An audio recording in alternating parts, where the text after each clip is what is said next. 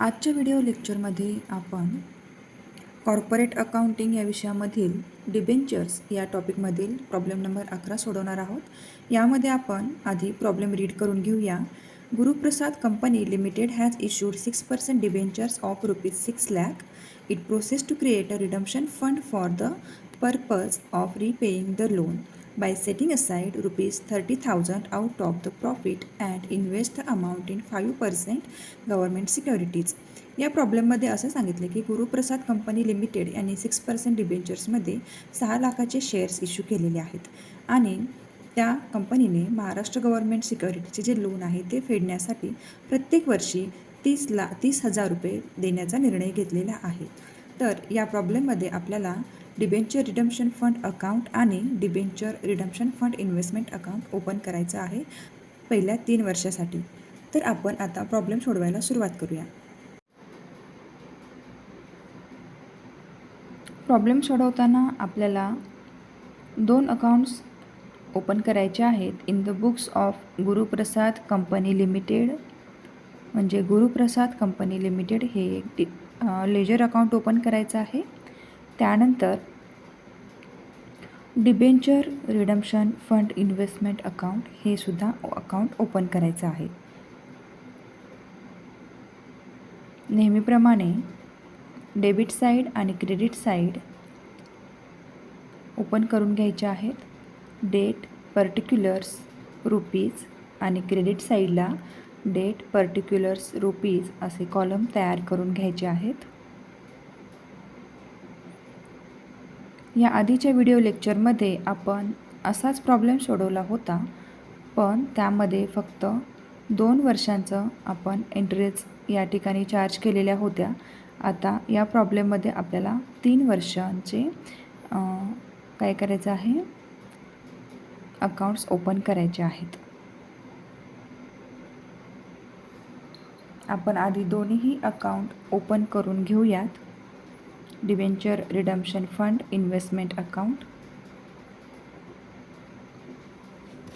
यामध्ये कंपनीने 6 lakh रुपयेचे shares issue केलेले आहेत आणि गव्हर्नमेंट सिक्युरिटीजकडून आपण जे लोन घेतलेलं आहे ते लोन फेडण्यासाठी प्रत्येक वर्षी आपल्याला 30,000 रुपये द्यावे लागणार आहेत 5% इंटरेस्टवरून।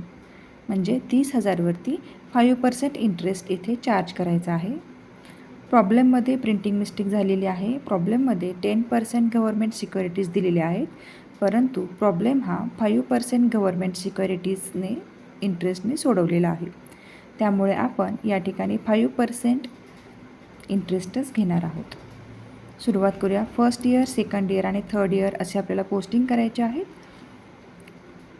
फर्स्ट इयरचे आपण 30,000 रुपये गव्हर्नमेंट सिक्युरिटीजमध्ये दिलेले आहेत, त्याच्यामुळे त्याचं पोस्टिंग होईल by profit and loss surplus account. 30,000 रुपये हे आपण भरलेले आहेत फर्स्ट इयरला आणि क्रेडिट साईडला याचं पोस्टिंग झालेलं आहे, परंतु डेबिट साईडला कोणतंही पोस्टिंग झालेलं नाही आहे। त्यामुळे जो फरक येणार आहे तो फरक आपण टू बॅलन्स कॅरीड डाऊन असा शो करणार आहोत। दोन्ही बाजू आपण टॅली करून घ्यायच्या आहेत। 30,000 30,000 डेबिट आणि क्रेडिट साईडची टोटल आपण लिहून घेतलेली आहे आणि जो फरक आलेला आहे तो आपण बॅलन्स कॅरीड डाऊन करून घेणार आहोत 30,000। यानंतर जो बॅलन्स फर्स्ट इयरला आलेला आहे तो आपण सेकंड इयरला ब्रॉड डाऊन करून घेणार आहोत। Second year by balance brought down जो आलेला आहे 30,000 तोच आपण क्रेडिट साईडला सेकंड इयरला ब्रॉड डाऊन करून घेणार आहोत bye balance brought down 30,000।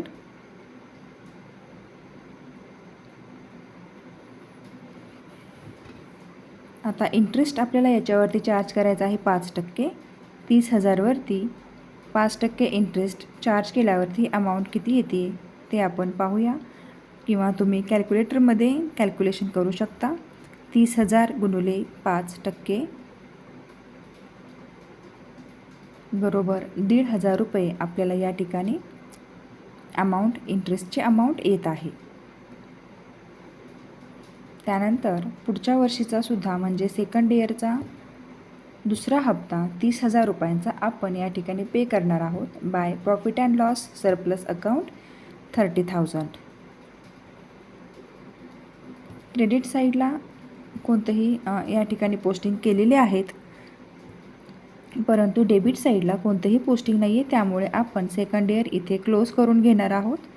Credit साईडची एकूण टोटल झालेली आहे 61,500, 61,500. 30 टोटल आपण डेबिट साईडला पण घेणार आहोत, तर 61,500.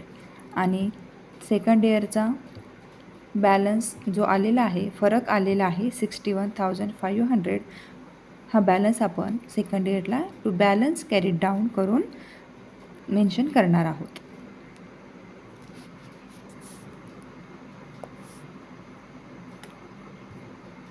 सेम त्याच पद्धतीने फर्स्ट इयरचा जसा आपण सेकंड इयरला ब्रॉडडाऊन केला, तसाच सेकंड इयरचा थर्ड इयरला ब्रॉडडाऊन करायचा आहे बॅलन्स. थर्ड इयरचा बाय बॅलन्स ब्रॉडडाऊन 61,500. हा सेकंड इयरचा आलेला फरक आपण थर्ड इयरला ब्रॉडडाऊन केलेला आहे. त्यानंतर इंटरेस्ट आपल्याला 5% चार्ज करायचा आहे. तो इंटरेस्ट आपण 30,000 वरती चार्ज न करता 61,500 या दोन्ही वर्षाचे जे पे केलेले आहेत त्या अमाऊंटवरती आपल्याला 5% इंटरेस्ट हा चार्ज करायचा आहे. 61,500 वरती 5% इंटरेस्ट चार्ज केल्यानंतर अमाऊंट येते 3,075. आपण थोडक्यात कॅल्क्युलेशन करून पाहूया की ही अमाऊंट कशी येते. तुम्ही कॅल्क्युलेशन करताना कॅल्सी वापरू शकता किंवा तुम्ही कॅल्सीज वापरा, कारण तुम्हाला क्लासमध्ये पेपरमध्ये मोबाईल अलाउड नसणार आहे. 30,000 इंटू 5% हा आपला पहिल्या वर्षीचा 1,500चा आलेला इंटरेस्ट तो आपण पाहिला. आता आपण 30,000 नाही घ्यायचे आपल्याला इथे. 61,500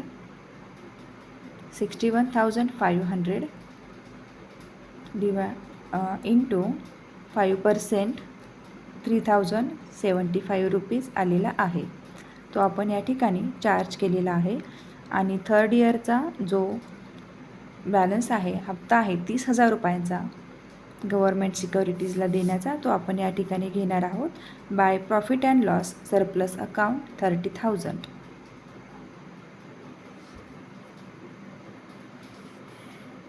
या ठिकाणी क्रेडिट साईडचं पोस्टिंग कंप्लीट झालेलं आहे. डेबिट साईडला कोणतंही पोस्टिंग आलेलं नाही आहे, त्यामुळे आपण हे दोन्ही बाजू क्लोज करून घेऊया. क्रेडिट साईडची टोटलिटी आहे 94,575. 30 टोटल आपण डेबिट साईडला घेणार आहोत 94,575.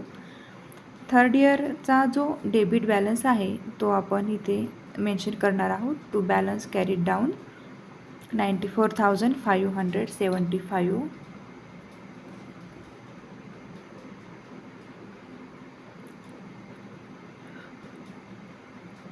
अशा प्रकारे इथे आपण 3ही वर्षांचा अकाउंट शो केलेले आहेत, दाखवलेले आहेत. आणि आपलं in the books of Guruprasad limited कंपनीचं लेजर इथे तयार झालेलं आहे. आता आपण डिबेंचर रिडम्पशन फंड इन्व्हेस्टमेंट अकाउंटमध्ये पोस्टिंग करून घेऊया. फर्स्ट इयर आपलं जे आहे तो हप्ता आपला बँकेमध्ये आलेला आहे, त्याच्यामुळे फर्स्ट इयरचा आपण पोस्टिंग करून घेतलेला आहे टू बँक अकाउंट 30,000. आणि क्रेडिट साईडला कोणतंही पोस्टिंग नाही आहे, त्यामुळे फर्स्ट इयरला त्या ठिकाणी फरक येणार आहे by balance credit down 30,000. Debit आणि क्रेडिट साईड दोन्हीही आपण या ठिकाणी क्लोज करून घेणार आहोत. 30,000 आणि 30,000 दोन्हीची टोटल येणार आहे आणि फरक आलेला आहे 30,000 बाय बॅलन्स कॅरीड डाऊन, तो आपण या ठिकाणी मेन्शन केलेला आहे. त्यानंतर सेकंड इयरला सुद्धा आपण 30,000 पे केलेले आहेत, ते मेन्शन करून घेऊया.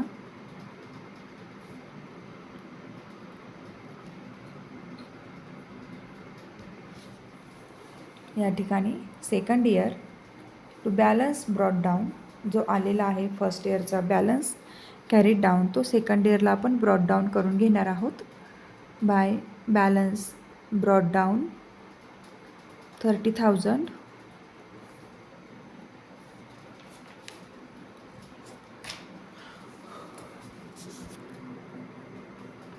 त्याचबरोबर सेकंड इयरला जो बॅलन्स आपण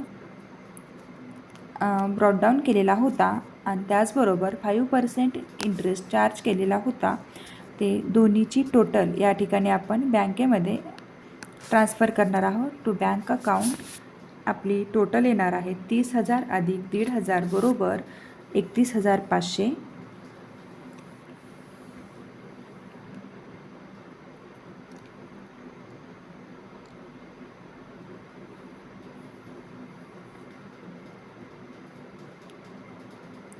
त्यानंतर क्रेडिट साईडला आपलं कोणतंही पोस्टिंग नाही आहे त्याच्यामुळे फरक क्रेडिट साईडला येणार सेकंड इयरचा बाय बॅलन्स क्रेडिट डाऊन 61,500 हा फरक आपला आलेला आहे. त्यानंतर आपण दोन्हीही बाजू क्लोज करून घेणार आहोत 61,500 61,500. जो फरक आलेला आहे तो आपण थर्ड इयरला पुन्हा बॅलन्स ब्रॉड डाऊन करून घेणार आहोत.